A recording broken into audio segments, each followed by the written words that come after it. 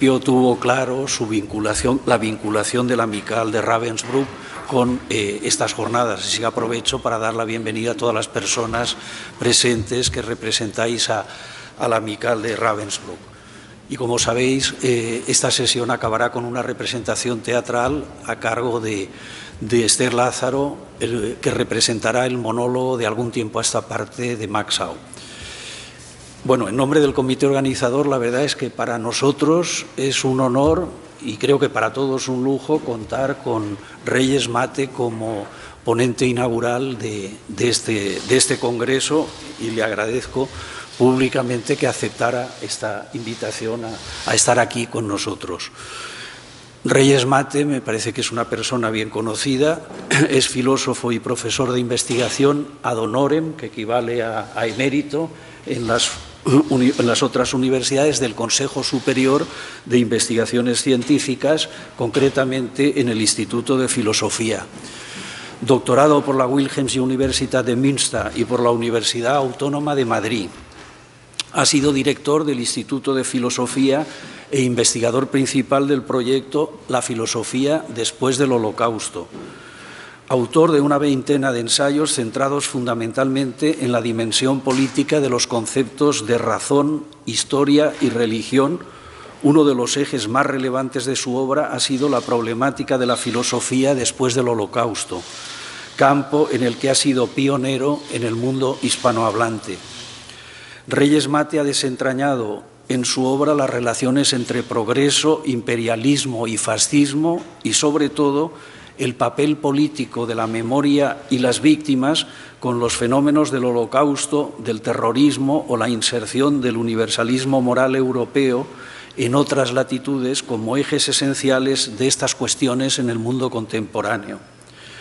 Articulista habitual en medios como El País, El Periódico de Cataluña y El Norte de Castilla, entre sus libros podríamos destacar Memoria de Occidente, publicado en Barcelona por la editorial Antropos en 1997, Medianoche en la Historia, publicado por la editorial madrileña Trota en 2007, La herencia del olvido, ensayos en torno a la razón compasiva, Errata Naturae 2008, obra por la que se le concedió en 2009 el Premio Nacional de Ensayo.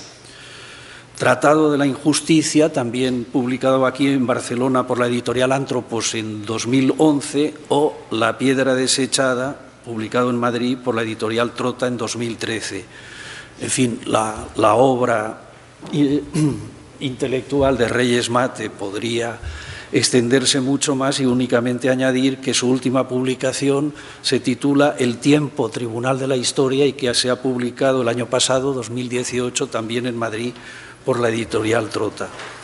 Pues repito que para nosotros es un honor y un lujo tener como ponente inaugural a Reyes Mate, a quien le paso la palabra para que nos hable de exilio y nacionalismo, dos formas de existencia. Muchas gracias. Muchas gracias a los organizadores, a los profesores Manuel Aznar y José Manuel López García, ¿no?, por esta generosa invitación, y sobre todo gracias a todos vosotros, ¿no?, que a una hora de siesta, digámoslo claramente, pues la hemos canjeado por una actividad académica como esta. Bueno, hablando del exilio, la tipología del exilio es muy variada, ¿no? Si tomamos como elemento de distinción, por ejemplo, el concepto de tierra, pues estarían los desterrados y los trasterrados. Los desterrados que pierden la tierra, los trasterrados que la cambian. Pero si tomamos como concepto, como eje de la distinción o de la división, la experiencia del exiliado, habría como dos grandes categorías. Aquellos exiliados que en el fondo nunca se van, porque llevan la patria consigo, y aquellos otros que nunca volverán porque convierten su experiencia en una forma de existencia. A mí me interesan estos últimos. Me interesa, y de esto voy a hablar, ¿no?, de esta forma de exilio que está tipificada históricamente como diáspora, ¿no? La diáspora, como luego veremos, es la forma reflexiva, la forma pensada que tiene una experiencia sobre una circunstancia como era el exilio y la convierte en una categoría mayor. La diáspora es el exilio, digo, de Israel, y voy a hablar un poco de eso, pero también de María Zambrano. Es decir, dentro del exilio español, yo creo que, Manuel me podrá corregir, yo creo que no hay mucha reflexión sobre la significación del exilio. María Zambrano sí lo hace. Y por eso me parece que es un lugar privilegiado para esta reflexión. Yo me he traído aquí este librito El exilio como patria, donde están recogidos los textos de María Zambrano sobre el exilio, y es realmente un libro interesantísimo. Para saber en qué consiste esto, la diáspora, el exilio como existencia, como forma de existencia, podríamos empezar diciendo a qué se opone. Y lo primero que se opone es a cualquier Estado que provoca exilio, evidentemente. Y esos estados van desde las dictaduras a estados revolucionarios.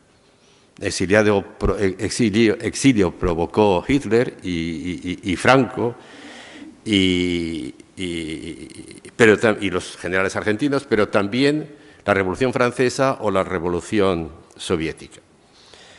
Eso está claro.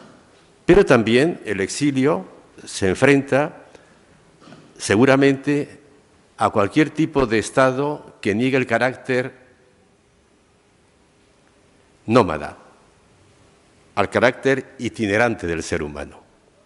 ¿No? Esto lo planteo como hipótesis, pero es la que yo voy a desarrollar. Desde luego, probar que el exilio está relacionado con estados excluyentes es bien fácil, ni más que mirar al Estado español cuando se crea en el siglo XV, se conforma excluyendo, ¿no? Se conforma, lo que identifica ese Estado es una cultura particular que es elevada a alma de esa institución, del Estado, que es lo que Américo Castro llamaba la casta cristiana, y produce el exilio de judíos primero y moriscos después. Eso es sabido. Pero lo novedoso, yo creo, es la reflexión de aquel exilio que ha declarado el carácter excluyente a todo Estado, que ha entendido que todo Estado es excluyente. Quien mejor ha reflexionado sobre esto es lógicamente el pueblo judío, que ha estado en Europa sistemáticamente marginado. Pero ha sido una marginación muy activa porque tiene una producción teórica extraordinaria. Desde el margen ha mirado a los estados en los que ha estado y nos ha entregado, digo, un corpus sobre el carácter excluyente del Estado, de la patria o de la nación. Y por hacer una referencia, remito, por ejemplo, a los trabajos de Franz Rosenzweig, ¿no? Un autor poco conocido en España, pero que la editorial Anthropos también acaba de editar un excelente trabajo, El desafío nacionalista, de Daniel Barreto, donde recoge precisamente todo el itinerario intelectual de este autor sobre este punto. La tesis de Rosenzweig es que el Estado moderno, en cualquiera de sus acepciones, no tolera la diferencia y solo permite a ese diferente que es el judío existir si se hace igual, si se asimila, si renuncia, por tanto, a sus raíces. En ese proceso que tiene lugar en el siglo XVIII y XIX, en lo que se llama la emancipación de los judíos, es decir, el reconocimiento de los derechos ciudadanos de los judíos, lo que se le dice a los judíos es que tenéis que ser como todo el mundo, ciudadanos, pero no olvidéis que el calendario de estos estados es el calendario cristiano, el calendario gregoriano, que los días de fiesta son los de la tradición cristiana. El día de fiesta no es el domingo, no es el sábado, es el domingo, y tenéis que entender que las virtudes cívicas son, digamos, las que se derivan de la ética protestante. El judío, el diferente, solo puede existir negándose, asimilándose. Y eso, desde luego, lo podríamos desarrollar si tuviéramos tiempo siguiendo lo que se llamó lo que Marx llama la cuestión judía, ¿no? Que es una ilustración exactamente de este punto. El no lugar del judío como diferente en un Estado moderno, sino es al precio de la negación de sí mismo.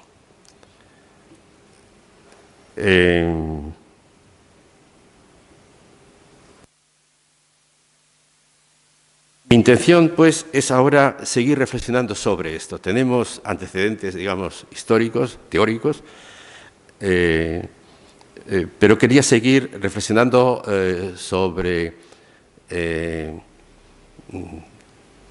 a dónde lleva una concepción del exilio como diáspora en frente a cualquier concepción institucional, llámese Estado, patria o nación. Y primero una información histórica, ¿no? Cuando me remito a Max Weber, cuando habla de la diáspora, dice la diáspora es un concepto que se elabora en el segundo exilio judío, cuando sus sabios, sus intelectuales, los profetas entienden que el pueblo judío tiene que renunciar a tener un Estado propio y que tiene que aceptar que su forma de vivir es conviviendo en otros pueblos sin tener Estado propio, es decir, en la diáspora. Itinerantes. Ahí se fragua el concepto de diáspora, ¿no? Que es un concepto que marca al pueblo judío, hasta que aparece el sionismo. Pero históricamente lo que define al judío es la renuncia al Estado y de convivir pacíficamente con los demás pueblos. Alguien que da una vuelta del tiempo, una vuelta de tuerca a esta reflexión es el filósofo judío ilustrado Moses Mendelssohn en su libro Jerusalén, que también está en la editorial Anthropos, y ahí él lo que propone al judío es en el momento en el que se está discutiendo su emancipación y le propone como una doble militancia. Para mantener el espíritu de la diáspora, lo que dice el judío no puede identificarse totalmente con el Estado en el que está, sino que tiene que tener una doble militancia. De puertas afuera puede ser un ciudadano normal, de puertas adentro es un judío, tiene una identidad como judía. Lo que sabemos es que esa propuesta intermedia que hace Mendelssohn al judío fracasa. Fracasa porque es muy difícil sostenerla. Y la verdad es que la historia de su propia familia es muy ilustrativa. Toda su familia se hace protestante, ¿no? Y a Mendelssohn pues tenemos toda ahí una estirpe de músicos, banqueros, literatos, etcétera, que forma parte de la élite protestante de la época. Una demostración de que esa doble militancia es imposible, fracasa, y luego aparece el sionismo, que es el gran fracaso de la diáspora. El sionismo es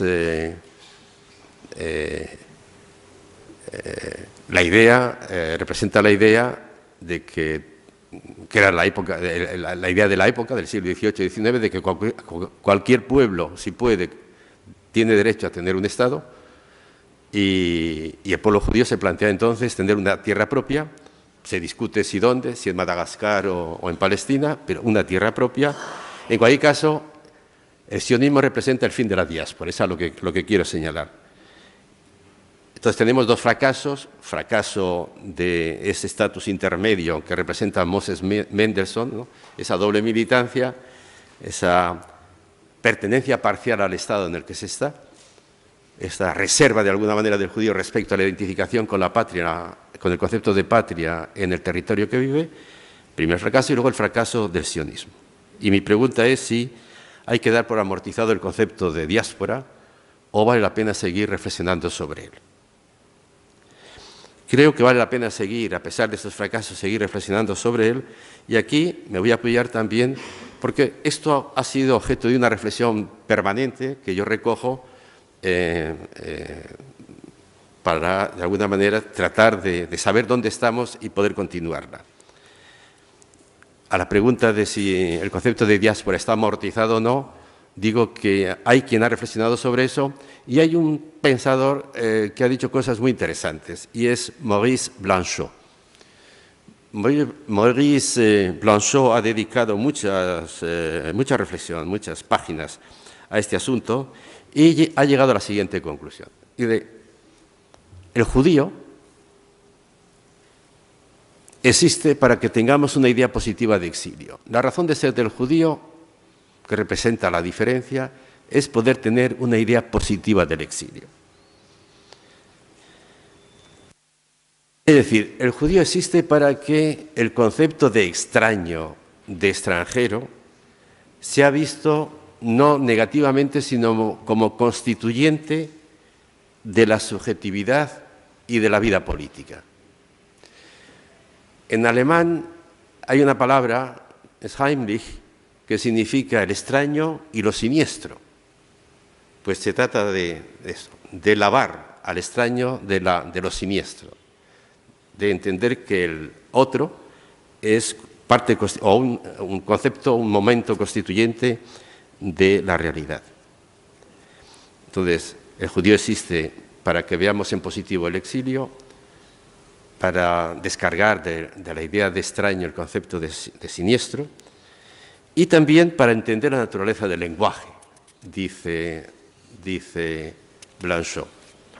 El judío existe para que entendamos cuál es el alcance del lenguaje. Voy a explicarlo. Estas tres ideas. Existir humanamente es ponerse en marcha. Existir humanamente es ponerse en marcha. La verdad es búsqueda, ¿no? Nominalismo. Ya lo decía Lessing, este filósofo ilustrado, decía, propio del ser humano no es poseer la verdad, es buscarla, ¿no? La verdad es búsqueda y no certeza, a pesar de Descartes, y en eso yo creo que Lessing hereda la tradición judía respecto a Descartes. Esto se ilustra muy bien, esta idea de que existir humanamente es estar en marcha. Quien lo ilustra es Abraham, la historia de Abraham, que crea un pueblo nuevo saliendo de casa, poniéndose en camino. Y aquí, si nos paramos un momento, aquí aparece un elemento desconcertante, porque en Abraham el origen no es lo preexistente, el origen no es algo dado, el origen no consiste en la fidelidad a lo recibido, sino en una decisión rompedora y comprometedora. El judío de Abraham reivindica el derecho a reinventarse, a no estar predeterminado, a ser lo que será. Pero es verdad que ese judío de Abraham, cuyo origen es irse, acaba teniendo una tierra, Israel acaba como todo el mundo y se produce un desdoblamiento del pueblo judío. Por un lado, como judío es errancia, ¿no? Mantiene esa dimensión de errancia, de exilio, pero por otro lado, como israelí, tiene tierra. Entonces, la pregunta es, ¿cómo se puede ser al tiempo instalado y vagabundo, ¿no? Bueno, no se trata de negar la querencia a la tierra ni a la identidad, no se trata de negar la querencia a tener una identidad que asociamos al concepto de tierra, dice María Zambrano, o al concepto, no se trata tampoco de negar el derecho a conseguir la verdad, que es lo que asociamos a certeza o posesión. Se trata de pensar la identidad y la verdad a las que no hay que renunciar, pensarlas de otro modo. ¿Pero cómo? Pues no identificándonos con lo que ya tenemos, con lo que nos es propio, sino relacionar identidad y verdad con el exilio, con lo que no tenemos, con lo otro. Y así lo diferente no aparece como lo siniestro. Estoy tratando de desglosar la idea de Blanchot. Así lo diferente no aparece como lo siniestro o amenazante, sino como lo constituyente. Pues bien, y esa tensión entre lo que tenemos y no tenemos, esa conciencia de que somos lo que seremos, es el lugar de la palabra, digamos, esa escisión, esa tensión entre lo que somos y lo que seremos, es el lugar de la palabra. La tarea de la palabra es colmar el abismo. La palabra está hecha para darnos a entender y al mismo tiempo para entendernos. Está hecha para la comunicación, pero también para llegar al acuerdo, para el entendimiento. Hablar es buscar el sentido de la existencia que está libre de origen, en el sentido que hemos dicho, pero que tiene que decidir a dónde va. La palabra lo que nos dice es que el sentido del ser humano que vive humanamente es distanciarse, encaminarse.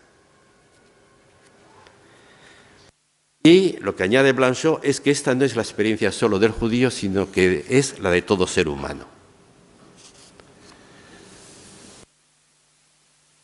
Y por eso el antisemitismo, en el fondo, es algo más que judeofobia, que el odio al judío. El antisemitismo es el rechazo a hacer este esfuerzo, digamos, esta tarea que el ser humano tiene que hacer cuando llega al mundo para llegar a ser ser humano. Hasta aquí la explicación que doy de esta, digamos, literatura recibida. Mi pregunta ahora es, bueno, ¿y eso qué significa para el exilio? Todo esto que he dicho ahora para la reflexión actual sobre el exilio.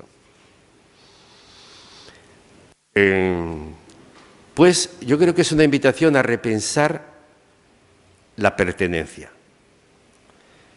Repensar los dos pilares convencionales de la pertenencia, que son la sangre y la tierra. Y vuelvo a María Zambrano. La tierra es una forma de hablar del espacio, ¿no?, en el que vivimos. La sangre es una forma de hablar del origen, de la procedencia, de la tradición, de la estirpe, como queramos. Pues bien, para repensar estos elementos, ¿no?, que son los que conforman la pertenencia, de nuevo no hay que perder de vista la sabiduría del pueblo que ha reflexionado mucho sobre esto. Y Franz Rosenzweig, que representa de alguna manera esta reflexión milenaria, lo que plantea es, si queremos repensar de una manera creativa la pertenencia, tenemos que interpretar la tierra y la sangre de una manera nueva, de una manera simbólica. Subrayo la palabra simbólica. Para el judío la tierra verdadera es una tierra prometida. Es verdad que tenemos una casa, necesariamente. El ser humano cuando viene al mundo tiene una casa, nace en un contexto determinado, se le comunica una lengua determinada, unas costumbres determinadas, una religión determinada. Todos tenemos una casa. Pero la relación simbólica lo que quiere decir es que, aunque todos tengamos una casa, todos somos más que una casa. Recibimos una lengua, pero con esa lengua podemos aprender otras y podemos hablar otra o hablar varias. Recibimos una cultura, pero podemos desligarnos de esa cultura y enriquecernos con otra.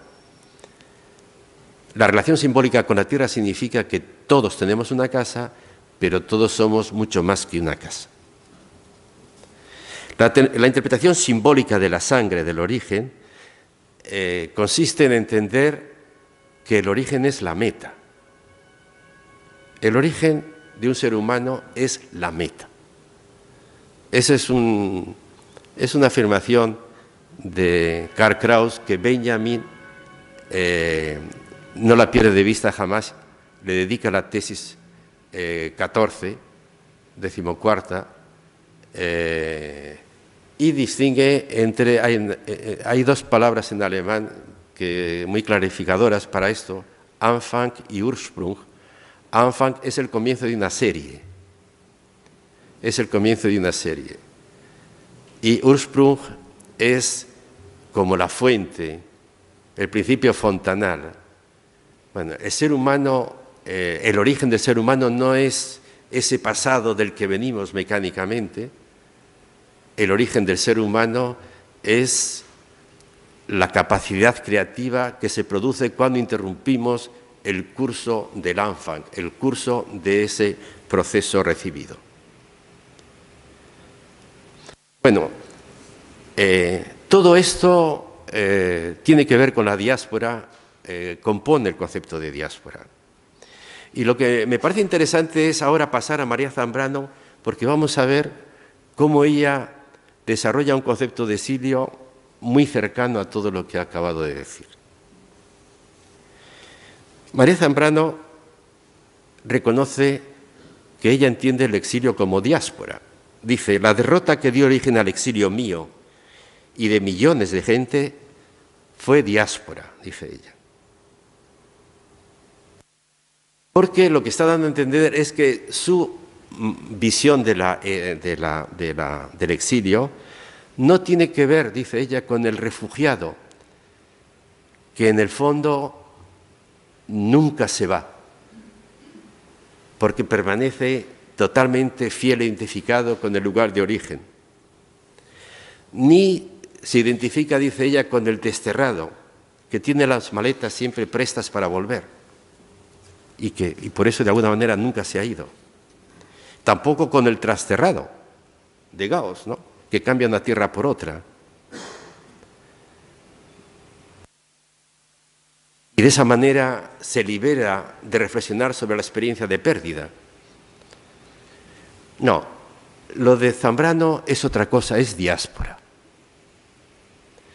Y para entender qué quiere decir, lógicamente hay que entender su experiencia de exiliada. ¿Qué hay en su experiencia de exiliada? Lo primero que hay, o lo primero que ella nos dice, es la clara conciencia de que cuando se va, se pierde. La irreversibilidad del paso de la frontera, dice ella. Ya no se puede volver, porque algo se pierde definitivamente. ¿Y qué es lo que se pierde? El mundo de ayer, el mundo que dejas, que queda rápidamente transformado. Ese mundo queda totalmente cambiado. Y si uno echa un vistazo por ejemplo, a ese libro un poco exagerado, pero en el fondo yo creo muy ilustrativo, de Gregorio Morán, El cura y los mandarines, uno percibe lo que significa la transformación de España en pocos años, ¿no?, cómo desaparece el mundo al que pertenecían los exiliados. Se crea otro mundo, se pierde, por tanto. Esa es la primera experiencia. Irreversibilidad del paso de la frontera. Hay un segundo descubrimiento que ella expone en la Carta del Exilio de 1961, y es el peso que ha tenido el exilio en nuestra historia. Gracias al exilio, ella hace una nueva lectura de la historia. Somos memoria, dice ella. Los exiliados somos memoria de una historia que se ha construido sobre el exilio, toda ella.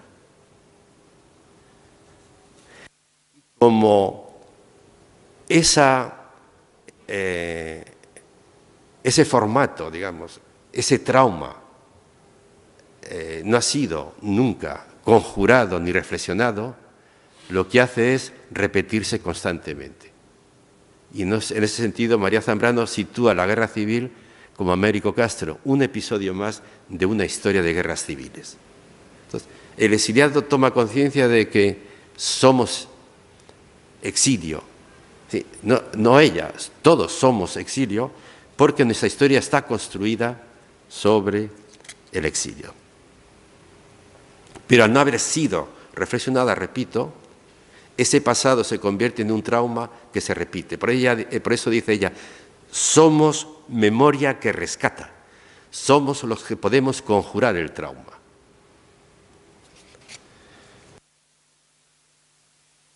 Un tercer descubrimiento es que el exilio tiene que revisar el concepto de patria. vamos a ver, sin posibilidad de volver, porque el mundo que deja ya no existe, sin posibilidad de recuperar lo que deja atrás, porque eso se ha perdido, la patria desaparece. Desaparece la patria que tuvo, pero aquí viene la sorpresa ahora. Esto no significa renunciar a la patria, se trata de entenderla de otra manera. El exilio está obligado a repensar el concepto de patria. Para repensar el concepto de patria, ella está en el sitio adecuado porque tiene detrás la experiencia del exilio.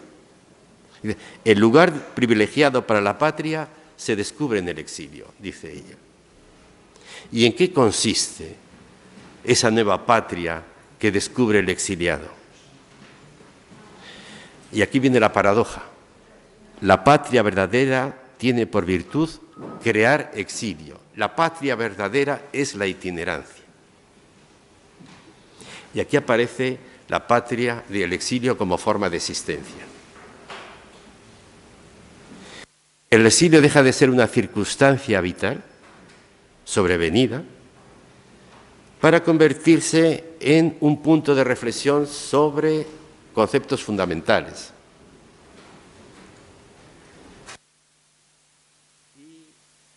María Zambrano llega a la misma conclusión que Bloch. Bloch decía, la patria de uno es haberse ido. La patria de uno es haberse ido. Hasta aquí llega la reflexión de María Zambrano y hay que reconocer que no ha sido fácil todo este itinerario al que ella llega. Ha sido un proceso de desprendimiento. Para llegar ahí ha tenido, no se lo ha sacado ella, no ha sido el resultado de una reflexión una tarde en su hotel o en su habitación, en su despacho, confrontándose con sus libros. Ha sido una experiencia dura de desprendimiento porque ha tenido que perder, dice ella, todo. Para llegar ahí ha tenido que perder la guerra, ha tenido que perder la tierra, ha tenido que perder incluso el acento de la lengua con la que la hablaba. Más aún, ha tenido que renunciar incluso a la idea de buscar la patria. Ha tenido que entender que el espacio provisional en el que vivía era su momento definitivo. En ese momento, Rosenzweig coincide totalmente con este filósofo judío del exilio al que me he referido varias veces. Rosenzweig, cuando dice del judío, dice que el judío exiliado al final queda enraizado en sí mismo y eso le permite irse de cualquier lugar o estar en cualquier lugar. Eso es el exilio como diáspora.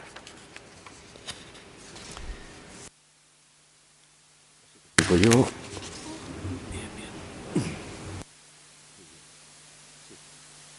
es que estaba un poco apurado.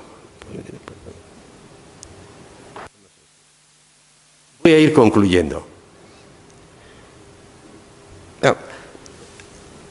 Estas jornadas están convocadas bajo el epígrafe de exilio republicano, ¿no? Congreso Internacional, Escrituras del Exilio Republicano. Es un término equívoco. Es un término equívoco, lo de exilio republicano, porque es verdad que hay exiliados republicanos, es verdad que el exilio fue republicano, es indiscutible. Hubo exiliados que fueron al exilio porque eran republicanos, por defender la república, y que entendían incluso que hacerles justicia, superar el exilio, era reforzar la república. O sea, eso es verdad. El título es verdad, en parte.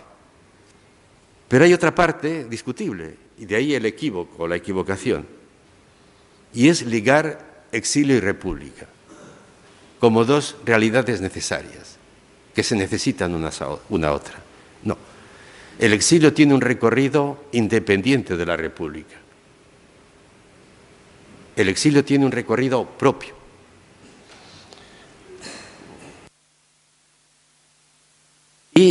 verdad es que a mí en esta breve intervención lo que me gustaría sería poner sobre la idea de que el exilio tiene un potencial teórico, que explorar, y que ese potencial teórico del exilio es de la mayor importancia política en este momento.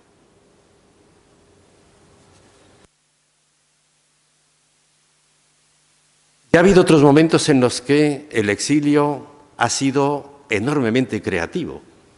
Es decir, que lo que acabo de afirmar de que el recorrido teórico del exilio no está agotado y que puede ser del mayor interés para nuestro tiempo, lo sustento esta afirmación en la idea de que ya ha habido otros momentos en los que el exilio lo ha hecho, lo ha llevado a efecto. Ha creado un mundo nuevo. Y me voy a referir brevemente a ese momento. Estoy pensando en el marranismo. En el marranismo. Entendemos por marranismo, no lo que muchos imaginan. Hace años se tradujo al español un libro de un autor israelí, Jerusalem Jover, que era Spinoza, el marrano de la razón, y se expuso, me encargó que yo le hiciera la presentación, y cuando iba al lugar, pues que era en un sitio muy notable de Madrid, había una señora muy puesta que estaba un poco dubitativa y me dice, ¿usted viene a esto? Digo, sí. Dice, mire usted, yo aquí vengo y aquí son cosas siempre muy buenas, pero lo de esta tarde, digo, señora, no tiene nada que ver con lo que usted se imagina. Marranismo viene de marrar, que significa faltar. Algo falta. Se refería a la experiencia de los criptojudíos. En el 1492 los judíos españoles tenían la posibilidad de quedarse si se convertían o de exiliarse si querían ser judíos. Muchos se quedaron y eran los criptojudíos, que únicamente, externamente eran cristianos, internamente eran judíos. Lo que pasa es que al final ni eran cristianos ni eran judíos. No eran cristianos porque no podían liberarse del todo de que la ley, lo que nos salvaba era la ley de Moisés y no Jesús.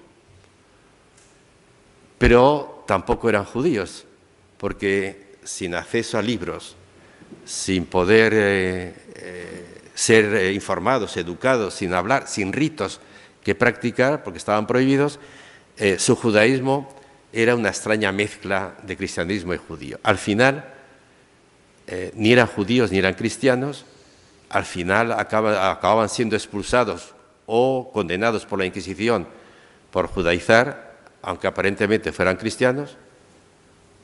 El caso de Fernando de Rojas, el autor de la Celestina, o, como en el caso de Spinoza, su abuelo sale de España porque quieren ser judíos, llegan a Portugal porque en Portugal hay libertad y pueden ser judíos, hasta que llega la Inquisición portuguesa y se van a Holanda. El padre de Spinoza se va a Holanda, que al ser liberada, se había liberado de los españoles y empezaba a ser un espacio de tolerancia. Allí nace Spinoza. Pero Spinoza, al final, también es expulsado de la comunidad judía porque su judaísmo era sospechoso. Había palabras en su vocabulario que detectaban un judío corrompido, un judío contaminado. Y al final hay una orden de expulsión, de excomunión. En fin, el marrano, a lo que quiero decir es que el marrano vive una triple experiencia. La experiencia de un exilio físico, digamos político, expulsión de España, expulsión de Portugal. Hay un exilio interior, vive con doblez, vive engañando y engañándose, ¿no? Y hay un exilio social, al final es expulsado de la propia comunidad. El marrano Spinoza da mucha importancia a esa experiencia de exilio, a ese triple exilio, y lo que hace es pensar un nuevo tiempo, pensar que hay que crear un espacio político en el que las religiones no tengan el poder que tienen, relativiza las religiones. Ese espacio tiene que estar ocupado por una razón universal, y es una razón, la razón espinosista, que está cargada, digamos, de todo el patos teológico de su judaísmo y de su cristianismo. Es una razón extraña, porque es una razón que salva. La ética de Spinoza es una teoría del conocimiento, y lo que dice Spinoza es que hay un tipo de conocimiento que nos salva. La ética normalmente habla de felicidad y de vida buena, de vida virtuosa. La ética de Spinoza confía en una razón, una nueva razón, que nos salve. Es una afirmación de un nuevo instrumento, digamos, de comprensión del mundo, que es la racionalidad ilustrada, pero cargada, digamos, con el patos, con la potencia, con las pretensiones de las religiones, solo que es ahora la razón la que lo va a realizar. Y por eso su ética es una teoría del conocimiento que salva.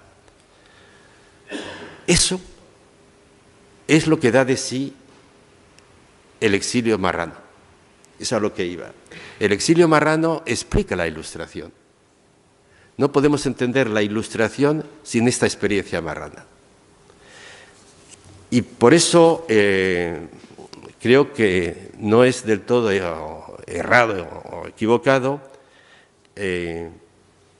seguir afirmando la capacidad teórica del exilio que no está amortizada.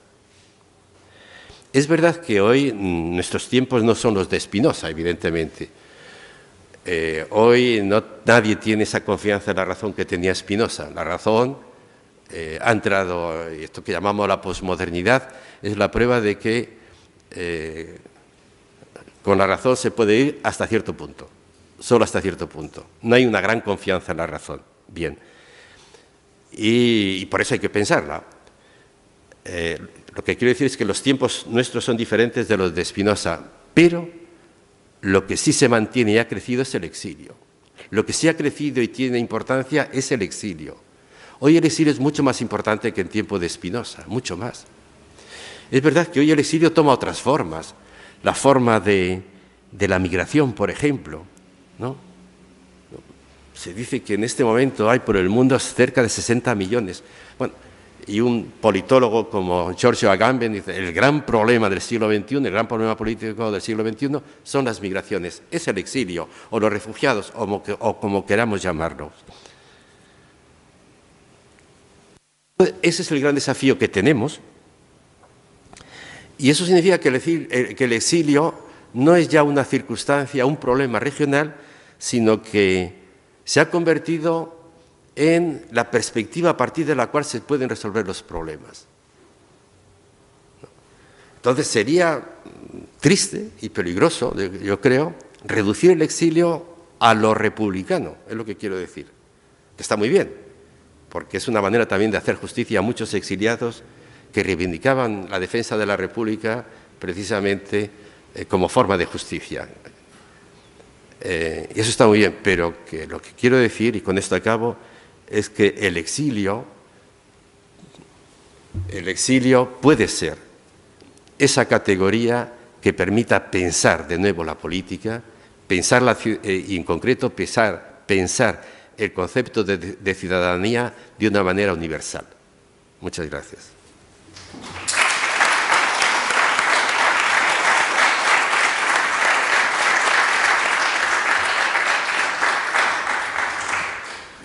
Muchas gracias a Reyes Mate por esta ponencia en torno a reflexiones sobre la diáspora, la historia de la filosofía, y ahora tenemos tiempo para algunas preguntas a esta ponencia inaugural.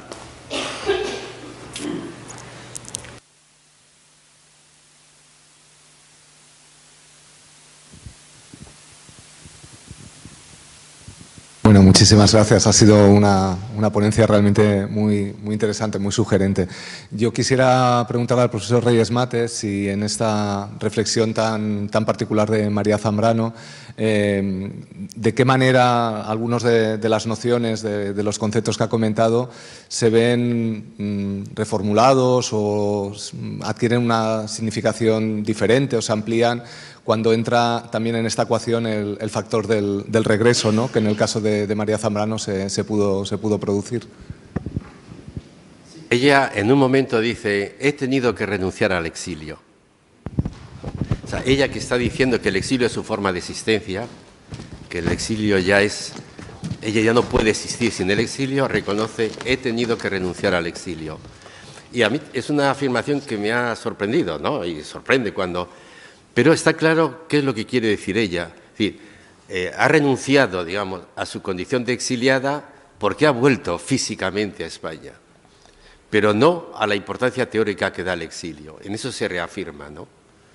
Entonces, eso, pero entiendo que ese es un punto que discutible, ¿no? Porque ella entiende, he tenido que renunciar, digamos, a mis grandes ideas al volver a España. Pero si uno sigue leyendo los contextos, se da cuenta de que la renuncia es digamos, física, ¿no? Vuelve al lugar, pero está exiliada en España, se siente exiliada en España, ¿no? Después, no hay, yo no he podido detectar en María Zambrano, digamos, unas referencias directas al judaísmo, no las he visto, ¿no? Más que esa afirmación, esa definición de su experiencia como diáspora, que evidentemente evoca la forma judía de vivir el exilio. Pero no hay una, yo al menos, tampoco soy un especialista de María Zambrano, no sé si la sabrá, pero eso, digamos, avala de alguna manera la tesis que defiendo. Y es que, reflexionando sobre el exilio, se llega a la misma experiencia que los judíos, ¿no? Y ella sí que se empeña en reflexionar sobre su experiencia de exiliada, cosa que otros, recuerdo alguna conversación con Sánchez Vázquez, ¿no? Y él decía, no, a mí el exilio no me ha influido en mi filosofía, decía. Lo que he hecho lo podía haber hecho en cualquier sitio, ¿no? No, María Zambrano no. Entonces, ella ha bebido de su experiencia. Y, no sé, siempre que uno reflexiona, aunque sea muy en soledad y solitario, siempre está influido por lecturas, por corrientes, por tradiciones, no sé en su caso, ¿no? Seguramente el buen conocimiento que tenía de la Biblia la podría haber ayudado, ¿no? Pero más no puedo decir.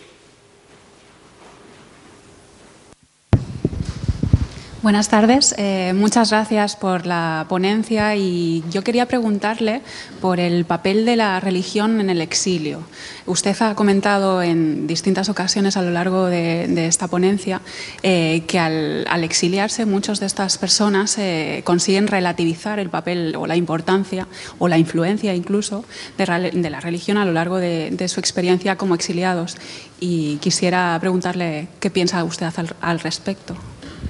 Bueno, yo me he referido a la religión en dos contextos. Uno, con Spinoza y para el esclave. Es decir, no podemos leer el gran libro de Spinoza, es la ética, ¿no?, sin tener en cuenta el Tractatus Theologicus Politicus, ¿no?, donde hace una crítica radical de las religiones, ¿no? Entonces, en Spinoza está claro de que su experiencia de que el estado de guerra, el estado de intolerancia, el estado de irracionalidad está muy determinado por el sobrepeso que tienen las religiones, tanto la judía como la cristiana, porque él cuando llega, él nace en Holanda y hasta los 23 años forma parte de la comunidad judía, y es la comunidad judía la que le pronuncia el Erem, le excomulga sin contemplación. O sea, la condena de Spinoza es terrible, porque se prohíbe a cualquier judío, familiar, amigo, que sea, saludarle, escucharle, no digo ya leerle, nadie puede echarle una mano, si se cae nadie le puede levantar, y él tiene que largarse de allí, irse a un barrio, al barrio digamos, cristiano para poder sobrevivir. Es una negación total de Spinoza. Entonces, ahí tiene, en fin, no se puede entender la filosofía de Spinoza sin esa crítica de la religión. Y aparece precisamente su concepto de racionalidad como el nuevo agente de interpretación y de la realidad y también de creación de espacios, como principio político. También he hablado en otro contexto he sugerido el tema de la religión cuando hablaba de los judíos, pero solo lo he sugerido porque realmente la tesis de Rosenzweig es que el carácter excluyente de los estados europeos que el judaísmo ha padecido a lo largo de los siglos se debe a una divinización del Estado resultado de las teologías cristianas. Esa es la otra parte que él entiende que esta voluntad que tiene el cristianismo de llevar a la historia a su realización le ha llevado a cristianizar las instituciones, directa o indirectamente, y en concreto ha dado un poder al Estado que es un poder divinal. Y eso solo se explica a partir de la relación entre política y religión en Europa, ¿no? Entonces, ese es el otro contexto al que yo me refería y que ahora lo explicita un poquito más.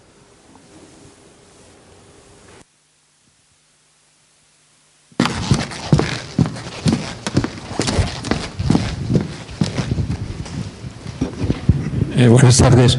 En otro momento María Zambrano se refiere en la tumba de Antígona al enterramiento de Antígona como otro de los espacios míticos del exilio, ¿no? ¿En qué sentido se relacionaría Antígona, la figura entonces clásica helénica, con este concepto de diáspora judaico? No lo sé. Es decir, no sé el contexto ahora, ¿no?, de la reflexión de Zambrano. Ella bebe mucho de Atenas. Es una pensadora, no es una pensadora judía, ¿no? Y es verdad que también en la tradición griega existe el exilio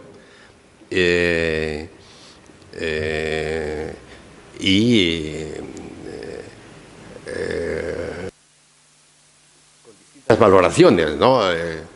Cuando a Sócrates le plantean sus amigos que se exilie para salvar la vida, Sócrates se ofende y le dice, bueno, el exilio no tiene ninguna significación, yo no puedo aceptar el exilio, porque eso es abandonarme, eso es negarme, ¿no? Prefiero morir a exiliarme. Es decir, en Sócrates tiene un sentido muy negativo, pero en Antígona es verdad que tiene un sentido, digamos, crítico y creativo parecido al que me he referido, pero no tengo ahora presente el contexto de María Zambrano para responder con más precisión. Es un texto anterior, me parece que es un texto del 49, del 51, en donde a su vez aparece un criterio de género, ¿no?, que me parece interesante en Zambrano, ¿no? A Antígona como efectivamente la transgresora, la resistente y la que de alguna forma aúna, ¿no?, el concepto también de sacada de la tierra, evidentemente, ¿no?, y a su vez contraria al orden que la expulsa, ¿no? Es un pequeño texto muy interesante y evidentemente, claro, ahí está jugando el concepto de la extraterritorialidad clásica, que evidentemente en Sócrates, en los clásicos, no existe. O sea, salir fuera es no representarse, ¿no? Es ir a una nada, o sea, fuera de la polis, en donde está el otro, donde está el bárbaro, al fin y al cabo, ¿no? Pero Zambrano le da, creo, recuerda que no lo lleva a ese punto, sino al contrario, encuentra ese espacio de la tumba, al contrario, un espacio de acogida, ¿no? También de casa protectora. En ese sentido, digamos, quizá frente a el trascierro, el destierro y la diáspora. Es un texto muy bello. Muchas gracias, pues lo miraré.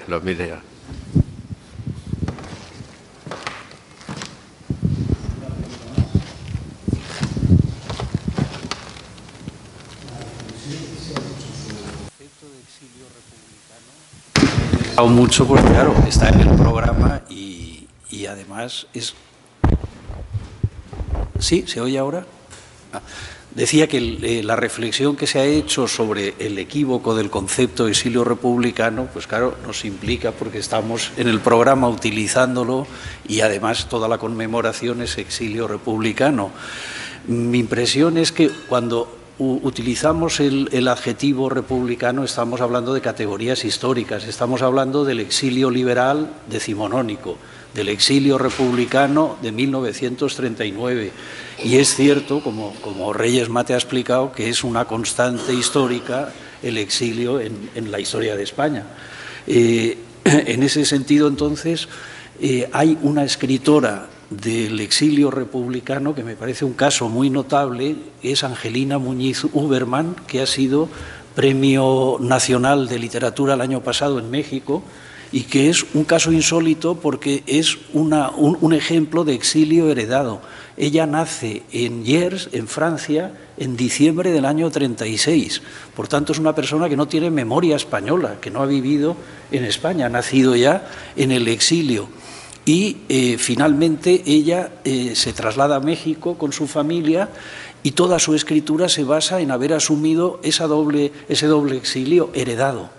El exilio republicano y el exilio judío, y toda su obra, y concretamente nuestro grupo le publicó un libro que a mí me parece muy interesante, que es El canto del peregrino hacia una poética del exilio, donde ella reflexiona sobre este doble concepto.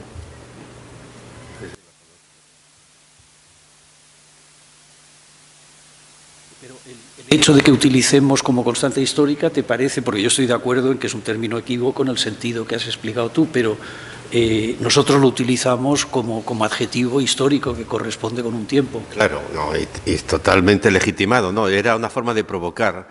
Era una forma de provocar. No, y también es verdad que hay exiliados que relacionan su sentido, que ligan el potencial crítico del exilio con una afirmación de la República, ¿no? Castelao, por ejemplo, ¿no? Para él, él es víctima, digamos, de ideas republicanas y superar el exilio, es decir, hacer justicia al exilio, es afirmar, digamos, el nacionalismo gallego.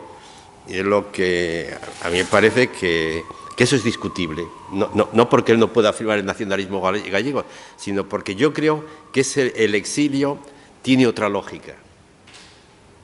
Tiene otra lógica, además de esa circunstancia histórica que está ligada a la República, pero que no hay que agotar el potencial teórico del exilio, porque lo necesitamos ahora, digamos, para nuevas tareas y mucho más importantes que la ilustración histórica solo, ¿no?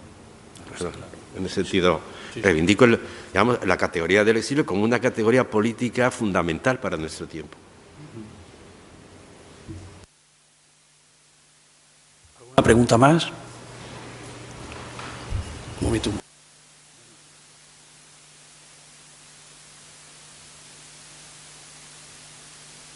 Sí, gracias por la ponencia. Pensando en las causas del exilio y buscando un sentido de si existe un denominador común, ¿podemos decir que el exilio es algo deseado? ¿O justamente el exilio es algo no deseado? ¿Se puede exiliar uno mismo? No sé, son ideas un poco así, a lo mejor no muy trabajadas, pero es el sentido de decir si realmente en principio parece que el exilio es algo no deseado. Eso lo dice Zambrano, dice, cuando ella reivindica el exilio como forma de existencia, dice, yo sé lo doloroso que es, no deseo a nadie que pase por esto. ¿No? El exilio es una experiencia muy dura, muy negativa, ¿no? Pero más allá de la experiencia histórica, lo que el exilio creo que da a entender es que el ser humano, alcanzar la humanidad del ser humano, no se logra por el camino de la pertenencia. sino que supone ese viaje, ¿no? Hay que ir a casa. O sea, ir a casa, volviendo a los judíos, el libro en el que narran la vuelta a casa se llama Éxodo.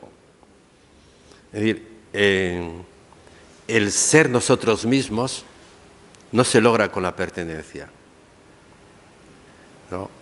No se logra sobrevalorando esos 4 elementos que en el siglo XIX definían la nación: la sangre, la tierra, la religión y la lengua, que es lo que decía Herder.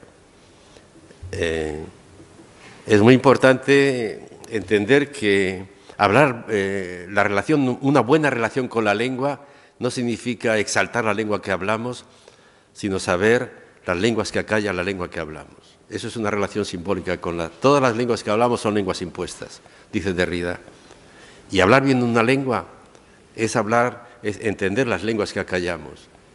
¿Qué es lo que hace Cervantes, por ejemplo, en el Quijote, cuando habla de que la lengua que está utilizando en el castellano, que el Quijote es un libro traducido, ¿no? Lo que dice en el capítulo 8, cuando está contando esa pelea del vizcaíno y Don Quijote, dice: no puedo contar cómo acaba esta pelea porque me falta el texto que estoy traduciendo. O sea, y en el capítulo siguiente dice: bueno, me han dicho que en Toledo trafican con papeles y tal, voy a ver si... Y va a Toledo y alguien le vende un papel que él no lee, no puede leer porque está en árabe, pide que se lo traduzcan y es el final de la pelea. Ese gesto de decir, esa lengua que hablamos solo se entiende si la entendemos como soportada por una lengua que desconocemos. Y lo mismo podríamos decir de la sangre y de la tierra. Es decir, lo peligroso es instalarse en esos conceptos que son los que nos definen, o los que definen la pertenencia, ¿no? Eso es lo peligroso. Y lo otro es verdad, que el exilio en el fondo es un exceso de humanidad que es muy exigente. Es decir, lo que significa el exilio, es decir, el ir al encuentro de lo otro, ¿no? De lo otro del otro, pero de lo otro de nosotros mismos. Eso nos desestabiliza, nos molesta, nos saca de quicio, ¿no? Literalmente.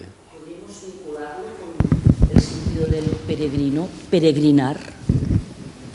Todas las figuras de la itinerancia son variantes del éxodo, ¿no?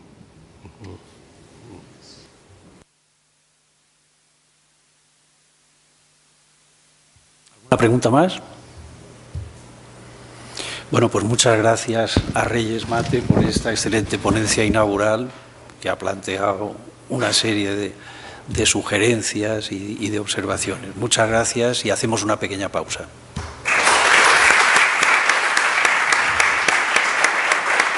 No es un tiempo que hablar, porque esto se acaba. No te preocupes, que tenías tiempo ilimitado. Ese es el ponente inaugural. No, pero hablar todo el tiempo. Yo quería... Yo te he dicho 45 minutos o una hora. Pero es que no sé lo que...